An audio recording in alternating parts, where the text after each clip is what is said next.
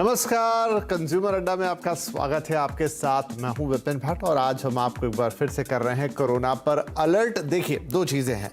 पहली तो ये कि हाँ, ये बात सही कि देश में तेज़ी के साथ कोरोना के जो पॉजिटिव पेशेंट्स हैं उनका नंबर बढ़ा है और जस्ट एक वीक के अंदर ये नंबर डबल हो गया है और जनवरी 2022 की जो रफ्तार थी, जो तेज़ी थी, उस तरफ पहुंच गया है।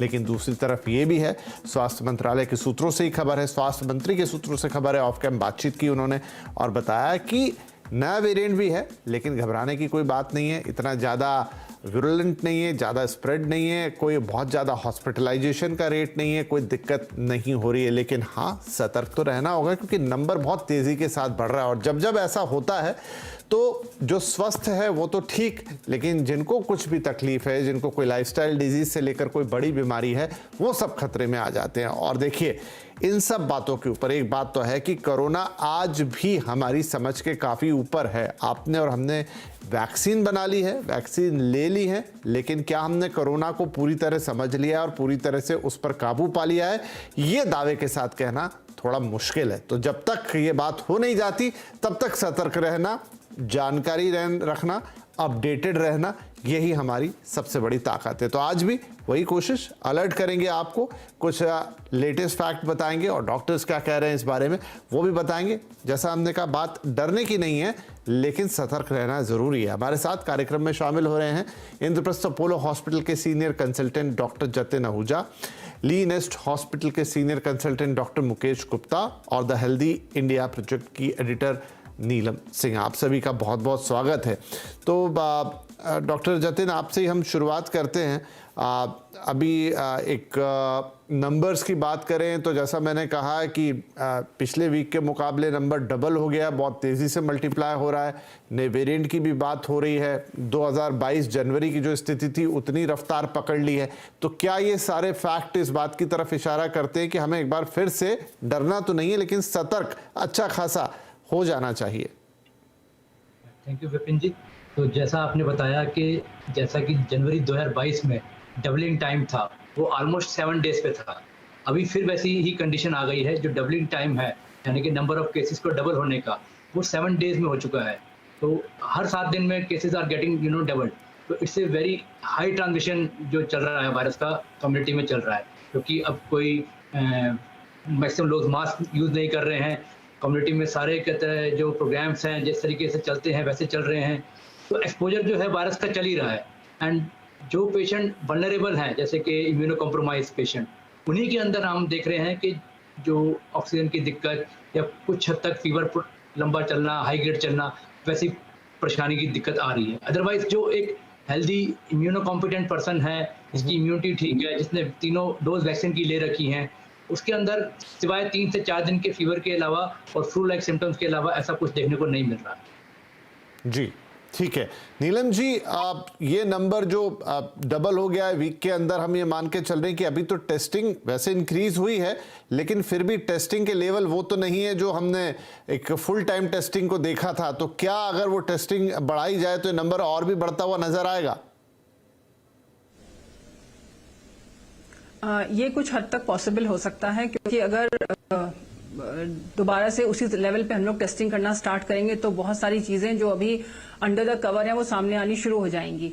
ये एक रीजन इसका ये भी हो सकता है कि पहले अब हम लोग बहुत ज्यादा लापरवाह भी हो चुके हैं। जैसा डॉक्टर साहब ने बताया कि अब हम लोग उतना सतर्क नहीं है जितना हमें होना चाहिए था और बहुत लापरवाह होते जा रहे हैं। इसलिए हम लोग छोटे से खांसी जुकाम को जो अभी माहौल में चेंजेस आ रहे हैं, जो एनवायरनमेंट में चेंजेस आ रहे हैं या जैसे मौसम बदल रहा है, उसको समझ करके हम लोग इग्नोर कर रहे हैं। तो अगर हम लोग बराबर अपने डॉक्टर से सलाह लेते रहेंगे और टाइमली अपना चेकअप कराते रहेंगे, हर चीज के लिए डॉक्टर के पास जाके कंसल्ट करेंगे, तो शायद ये पॉसिबल है कि ये नंबर्स और बढ़ जाएं।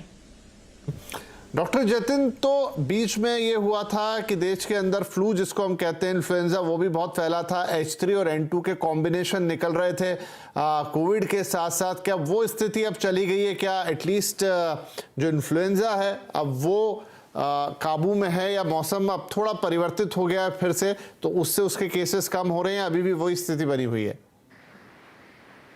सर, अगर देखा जाए तो पेशेंट्स जो होते हैं वो हमेशा बुखार, जुकाम, खांसी, गला खराब, जिसे हम कफ एंड कोराइजा कहते हैं, ऐसे सिम्टम के साथ ही आते हैं।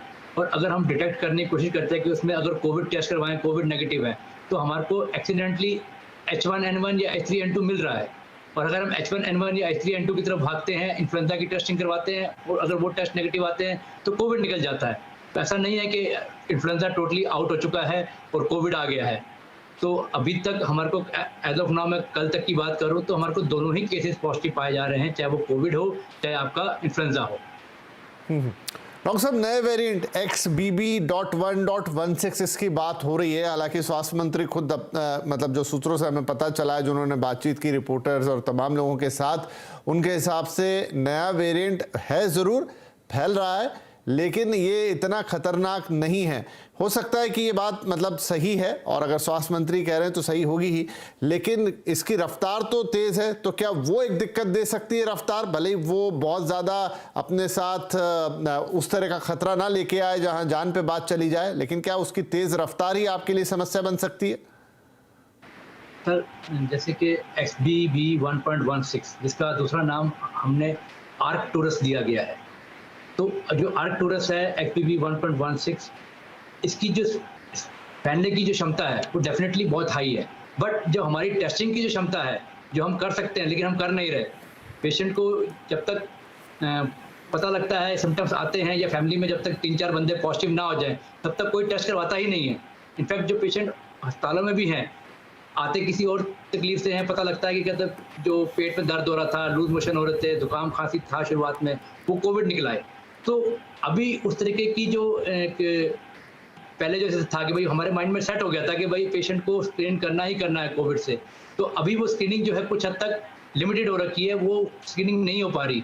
तो जो पेशेंट भी सस्पिशन हो, एक हाई सस्पिशन, तो उन सबको स्क्रीन करना चाहिए, आइसोलेट करना चाहिए घर पे, और अगर जरूरत पड़े, अगर वो मॉडरेट टू सीवियर कैटेगरी में आते हैं, तभी उनको अस्पतालों में एडमिशन होने की जरूरत पड़ती है। अदरवाइज ऐसे पेशेंट जो माइल्ड टू मॉडरेट डिजीज के हैं, उनको घर पे भी इलाज किया जा सकता है।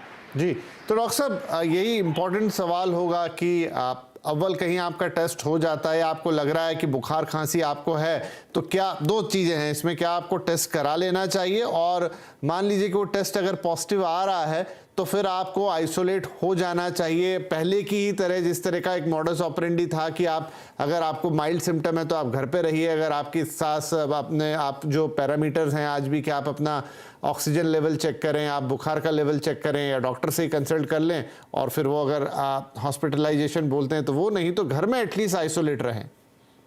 बट जी देखो, 95% से ऊपर जो पेशेंट होते हैं, दे आर हैविंग दी मतलब वेरी मिनिमल और माइल्ड डिजीज, मैं कहूँगा, ठीक है। उनको तो आप कहते हैं घर पे अगर रैपिड टेस्ट कर सकते हैं तो बहुत अच्छी बात है, नहीं तो आप कोविड RT-PCR भी करवा सकते हैं। टेस्ट करवाने का फायदा, जो बेनिफिट होता है माइल्ड डिजीज में भी, वो ये होता है कि हमारे जो पेरेंट्स हैं घर पे, जो बुजुर्ग हैं, जिनको ऑलरेडी कोई अंडरलाइंग डायबिटीज़ या एज फैक्टर की वजह से कोई डिजीज इलनेस है, हम अपने आप को अलग करके उनको ट्रांसमिशन बचा सकते हैं। अगर हम टेस्ट ही नहीं करेंगे, हम सोचेंगे कि भाई हमें कुछ नहीं हो रखा, जस्ट शरीर में हल्का सा दर्द है, बुखार है, तो तब तक हम फैला चुके होंगे फैमिली, अपनी कम्युनिटी के अंदर। तो टेस्ट करने का अपना एक फ़ायदा है, हम टेस्ट करके अपने आप को आइसोलेट कर सकते हैं for time being 5 to 7 days mild disease के अंदर। तो जैसे ही हम ठीक फील करें, मास्क पहन के दोबारा हम अपने काम पे जा सकते हैं। तो नीलम जी, क्योंकि आप इन सारी चीज़ों पर नज़र रखती है, टेस्टिंग को लेकर इस वक्त कैसी एक्टिविटी है? क्या लोकल एडमिनिस्ट्रेशन, क्या स्टेट गवर्नमेंट्स, क्या लोकल बॉडीज़ टेस्टिंग को लेकर अफर्मेटिव हैं कि हाँ भाई हमें टेस्टिंग अब बढ़ानी चाहिए, या आप टेस्टिंग के लेवल काफ़ी लो हैं? नहीं, टेस्टिंग के लेवल प्रॉपर हैं और गवर्नमेंट भी इस बारे में काफी ज्यादा एक्टिव है कि टेस्टिंग प्रॉपर तरीके से होनी चाहिए। जैसा आप बता रहे हैं कि स्वास्थ्य मंत्री भी इस बारे में बोल रहे हैं कि उनकी तरफ से पूरा सपोर्ट किया जा रहा है, और सारी जो भी सपोर्ट वो लोग दे सकते हैं वो सब कुछ है। पर जो इंसानों की तरफ से है, हम लोगों की तरफ से, पेशेंट्स की तरफ से, हम लोगों को ज्यादा हेल्थ अवेयर होने की जरूरत है। हम लोगों को अपने बारे में, जैसे डॉक्टर साहब ने अभी बताया कि अगर आपको जरा सी भी खांसी जुकाम या कोई भी सिम्टम है तो इमीडिएटली जाइए, क्योंकि अगर आप इन सब चीजों को इग्नोर कर रहे हैं और टेस्टिंग नहीं करा रहे हैं तो इसका मतलब कि आप इसको स्प्रेड होने में, इसको और ज्यादा फैलाने में हेल्प कर रहे हैं, जिसकी वजह से आपके घर में आपके आसपास रहने वाले दोस्त, पेरेंट्स, कलीग्स, उन सब के लिए ये एक प्रॉब्लम हो सकती है। क्योंकि अगर आप मास्क भी नहीं लगा रहे हैं, आप बिल्कुल लापरवाह हो चुके हैं, आप सोच रहे हैं कि अब कोरोना दोबारा से वापस नहीं आएगा, तो जो 2022 जनवरी और 2021 में जो सिचुएशन थी, जितना प्रिकॉशंस हम लोग लिया करते थे, उतने प्रिकॉशंस हम लोगों को एक कंटिन्यू करते रहने चाहिए। वो प्रिकॉशन गवर्नमेंट भी हमेशा ये बोल रही होती है कि अपनी दूरी बनाए रखें, बराबर हाथ साफ करें और मास्क का इस्तेमाल करें, लेकिन हम लोग ही उसको ज्यादा अच्छे से उन पर सावधानी नहीं बरत पाते हैं, जिसकी वजह से ये सारी प्रॉब्लम्स आती जाती हैं। भले ही जरा सी भी अगर आपको प्रॉब्लम हो रही है, इमीडिएटली अपना टेस्ट कराइए, जाइए, और गवर्नमेंट की फैसिलिटीज हर जगह उपलब्ध हैं। प्लीज उन सुविधाओं का उपयोग करिए और जाकर के अपना टेस्ट कराइए और डॉक्टर से बराबर कंसल्ट करिए। कभी भी उसको लापरवाही में मत लीजिए कि नहीं, मुझे हल्का सा सर्दी खांसी जुकाम है और ठीक हो जाएगा, क्योंकि आपको नहीं पता कि ये कितनी ज्यादा इसकी कंडीशन खराब हो सकती है। कंसिडरिंग कि अगर आपको कोई प्री एग्जिस्टिंग हेल्थ कंडीशन हो, उसमें ये और ज्यादा दिक्कत कर सकता है। जी बिल्कुल। तो डॉक्टर साहब, एक सवाल मेरे मन में ये आता है कि जिस वक्त हम कोरोना से बिल्कुल दो चार कर रहे थे, तब तो हमारा जो पूरा मेडिकल इंफ्रास्ट्रक्चर है वो एक तरीके से काफ़ी ज़्यादा अटेंटिव था, ऑन द फीट्स था। हम लोगों ने उसमें बहुत सारी चीज़ें बढ़ाई भी थी, ऑक्सीजन कम पड़ी तो देश में धड़ाधड़ ऑक्सीजन के प्लांट लगे, लेकिन एक लल आ गया उसके बाद से। अब करीब 1-1.25 साल से चीज़ें स्थायी हैं। आज अगर केसेस बढ़ते हैं तो क्या हम उसी तरीके से तैयार हैं, या फिर जो जिसे कहते हैं कि थोड़ी सी ढील हो गई है तो वापस से शायद आपको कमर कसने में थोड़ा वक्त लग जाएगा? नहीं, देखिए सर, पहले जो हम बताना चाहूँगा, ढील तो डेफिनेटली आई है, बट पहली बारी भी जब कोविड आया था, हम 2020-21 की बात करें, उस टाइम हमारी प्रिपरेशन बिल्कुल भी नहीं थी। तभी लॉकडाउन लगा, तभी कहता आपकी कई सारी चीज़ें हुई, तो भाई वैक्सीनेशन भी नहीं हुई थी, तो हम उस टाइम बिल्कुल भी प्रिपेयर नहीं थे। आज वो स्थिति नहीं है सर। आज कई पॉपुलेशन में मैं कहूँगा कि वैक्सीनेशन आपकी कहते हैं 90% हो चुकी है।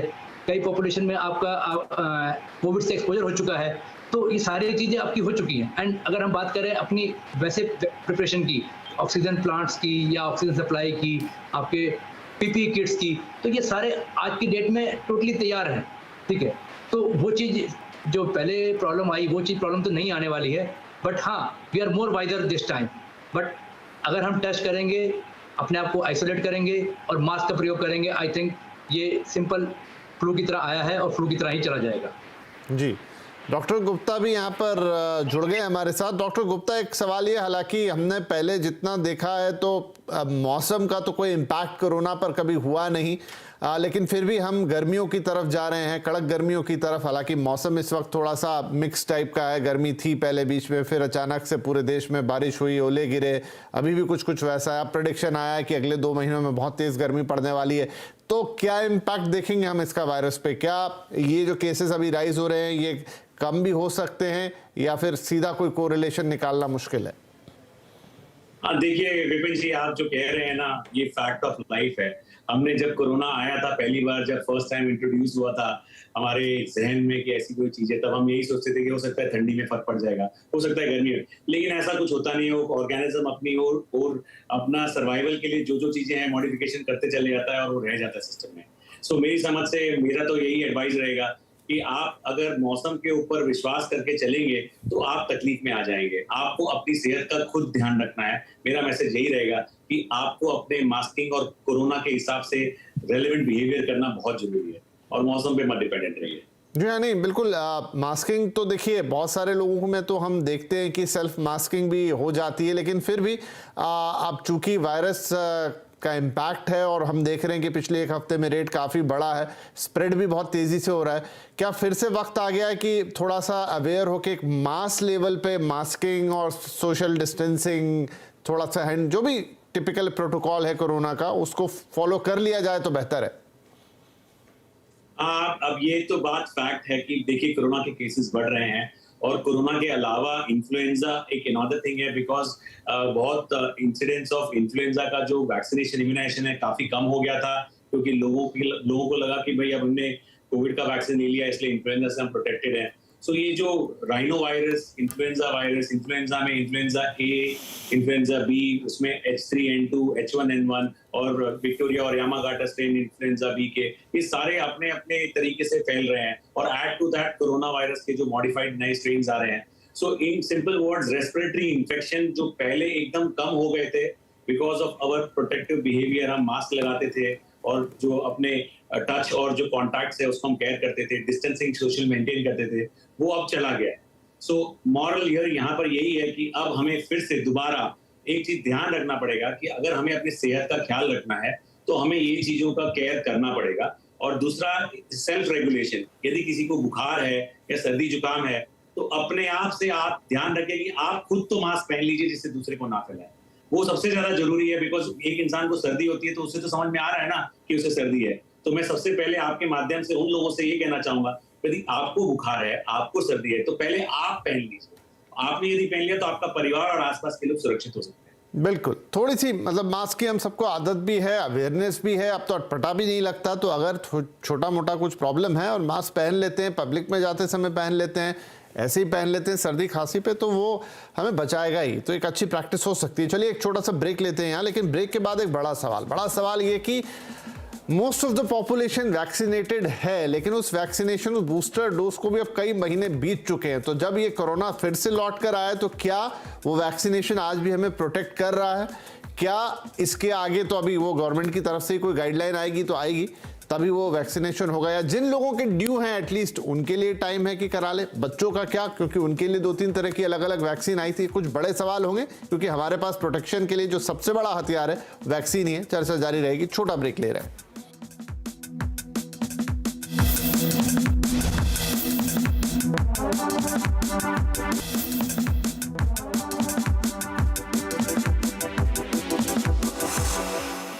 Welcome back. कोरोना अलर्ट आज हम करने की कोशिश कर रहे हैं क्योंकि पिछले एक हफ्ते में कोरोना की रफ्तार दोगुनी हो गई है। बहुत तेजी से इन्फेक्शन फैल रहा है। हालांकि एक्सपर्ट कह रहे हैं, सरकार की तरफ से भी संदेश आ रहे हैं कि आप ये जो वेरिएंट है इतना खतरनाक नहीं है, लेकिन हम क्यों इंतजार करें कि कोई खतरा आए और चीजें खराब हो। अगर वायरस फैल रहा है तो फिर उसकी रोकथाम करने के लिए हमें तैयार रहना चाहिए। ब्रेक से पहले काफी बातचीत हुई, लेकिन अब थोड़ा बातचीत को आगे बढ़ाते हैं। और डॉक्टर जतिन, तो जहां तक वैक्सीनेशन की बात है, मैं मानता हूं इसके दो हिस्से, एक वो लोग जो फुली वैक्सीनेटेड है और एक वो जिनका वैक्सीनेशन ड्यू है। तो ड्यू है तो क्लियर है कि उन्हें करा ही लेना चाहिए, उस पर भी बात करेंगे।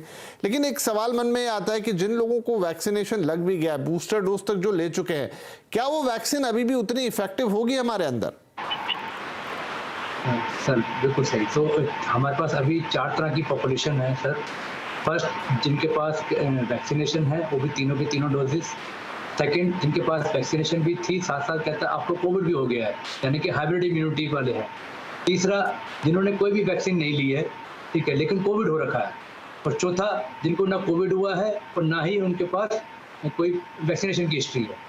तो आउट ऑफ ऑल दिस 4, हर एक पॉपुलेशन के अंदर हमारे पास इम्यूनो कॉम्प्रोमाइज पॉपुलेशन है, चाहे वो चारों में से किसी ABCD में आते हो। तो जो हाइब्रिड इम्यूनिटी वाले हैं, दे आर दी वन जो कि वेल प्रोटेक्टेड हैं, जिनको कोविड भी हो चुका है, जिन्होंने वैक्सीनेशन भी ले ली है। तो एक डबल प्रोटेक्शन है एक तरीके से देखा जाए तो, ठीक है। तो अब जो ये नया जो वायरस आया है XBB 1.16, ये डेफिनेटली एक फ्लू की तरह ही रिस्पॉन्स करेगा। जैसे 2 दिन का बुखार, जुकाम, खांसी से तुरंत पेशेंट ठीक हो जाएगा।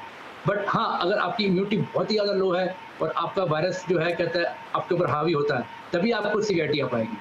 रही बात वैक्सीनेशन की, जिनको आधी अधूरी वैक्सीन लगी है उनको डेफिनेटली वैक्सीन पूरी ले लेनी चाहिए, कंप्लीशन होना चाहिए। और जिनको मिली ही नहीं आज तक, तो अभी भी राइट टाइम है, बजाय कि भाई हम और लेट हों और वायरस पूरी तरीके से कम्युनिटी फैल जाए फिर हम जाएँ वैक्सीन करवाने के लिए, तो उसका आई थिंक कोई फ़ायदा नहीं है। आज राइट टाइम है, आज ही वैक्सीन लगवाएं और ताकि हम अपना जो कोर्स होता है पूरा वैक्सीन का शॉर्ट को कंप्लीट करें। डॉक्टर गुप्ता, इस पे आपकी क्या राय है? देखिए, vaccine, there is no doubt कि अब तक हमने ये टाइम टेस्टेड अप्रोच था कि वैक्सीन लेने से एक, चांस ऑफ इन्फेक्शन कम हो जाता है, दूसरा यदि होता है तो कॉम्प्लिकेशन कम रहते हैं, और तीसरा यदि कॉम्प्लिकेशन हुए तो आईसीयू एडमिशन कम हो जाता है, और फोर्थ, अगर आईसीयू एडमिशन भी हो रहा है तो मोर्टेलिटी कम होती थी। तो ये सारे रेट्स पे उसका इफेक्ट देखा गया। अब क्वेश्चन ये आता है, क्या ये वैक्सीन नए वाले स्ट्रेन पे काम करेगा या नहीं करेगा? देखिए ये डिस्प्यूट तो डे 1 से ही चले आ रहा है, जैसे जैसे स्ट्रेन बदल रहे थे, लेकिन उसके बावजूद पाया गया कि कुछ बेनिफिट तो डेफिनेटली रहता ही है। ऐसा नहीं है कि कंप्लीट बेनिफिट लॉस हो जाता है। गोइंग अहेड आगे की दिशा क्या होनी चाहिए? सो मैं ये कहना चाहूंगा कि जिस तरह से स्पेनिश फ्लू के बाद में फ्लू का एक पूरा का पूरा स्ट्रक्चर बन गया था, पूरा का पूरा FDA की तरफ से ले लो या WHO की तरफ से ले लो, एक पूरा एक स्ट्रक्चर था कि जो नया वेरिएंट आता था उसे आइडेंटिफाई किया जाता था और जो पोटेंशियली डेंजरस पैंडेमिक करने की जो क्षमता रखने वाला वेरिएंट था उसे आइडेंटिफाई किया जाता था और अगले सीजन के प्रेडिक्शन से जो वैक्सीन एक्सपर्ट्स थे, they used to come together epidemiologist और ये एल्गोरिदम करके बताते थे कि कौन से स्ट्रेन के खिलाफ बनना है। तो जो ईयरली बूस्टर वाला सिस्टम जैसे फ्लू में था, वैसे ही यहाँ पर भी करने की जरूरत अब आ गई है और अभी जितना जल्द से जल्द ग्लोबली सब इकट्ठा होकर इस पे प्लान करें, उतना जल्द पूरे समाज को फायदा मिलेगा। बिल्कुल। नीलम जी, इस समय क्या स्थिति है? बहुत सारे लोग जो वैक्सीनेशन जिन्होंने नहीं कराई, डेफिनेटली जब ये कोरोना फैलता है तो एकदम से लोगों की नींद खुलती है, फिर वो भागते हैं। क्या वैक्सीनेशन सेंटर्स पे वैक्सीनेशन अभी भी होता है या गवर्नमेंट हॉस्पिटल्स में जो पहले लोगों को फ्री मिल रहा था वो अभी भी मिलता है या अब आपको जाके पैसे दे के ही लगवाना है? क्या इस वक्त की मौजूदा हालात है? नहीं, गवर्नमेंट का जो स्टेटस पहले था वो अभी भी है। अभी भी सब जगह वैक्सीनेशन सेंटर्स में आपको वैक्सीन मिलती है, आपको जाने की जरूरत है। लेकिन अभी भी हम लोगों में क्या है कि सोसाइटी में ये फैला हुआ है कि हेल्थ अवेयरनेस बिल्कुल भी नहीं है। वो अभी भी व्हाट्सएप फॉरवर्ड्स के थ्रू ही अपना काम चला लेते हैं कि हर्बल रेमेडीज आ गई हैं, आप गुनगुना पानी पी के लौंग मुंह में रख करके या कोई भी ऐसी घरेलू नुस्खों से आप कोरोना से बच सकते हैं।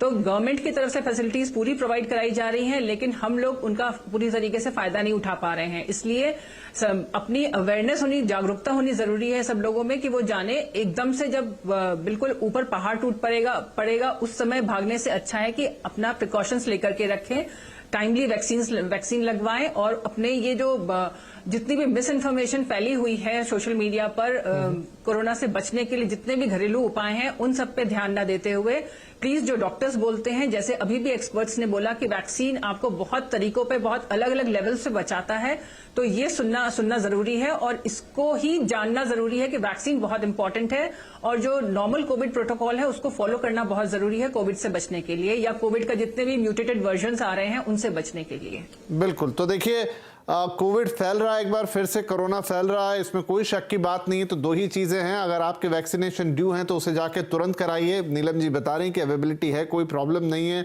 सरकारी केंद्रों में वो पहले की तरह लग रहे हैं, मुफ्त भी लग रहे हैं, तो आप अपना डोज पूरा कीजिए। और दूसरा कि जो नॉर्मल कोविड प्रोटोकॉल है जो सब लोग अच्छी तरीके से जानते हैं और अब तो हैबिचुअल भी हैं, ऐसा नहीं कि आपको नए सिरे से कोई शुरुआत करनी है, उसको थोड़ा फॉलो कर लेंगे, थोड़ा अलर्ट रह लेंगे, थोड़ा जागरूक रह लेंगे, तो ये अगर मान लीजिए वेरिएंट खतरनाक भी आगे रूप ले ले तो उसको हम फैलने से रोक सकते हैं। लेकिन फिलहाल यही है कि ये फैल बहुत तेजी से रहा है, फिलहाल हॉस्पिटलाइजेशन और तमाम रेट कम है और हमारी कोशिश भी यही होनी चाहिए कि वो वैसा ही रहे, उसमें हमारे एफर्ट्स के कारण वो वैसा रहे तो और ज़्यादा बेहतर होगा। बहुत शुक्रिया आप तीनों ही मेहमानों का कार्यक्रम में शामिल होने के लिए। नमस्कार।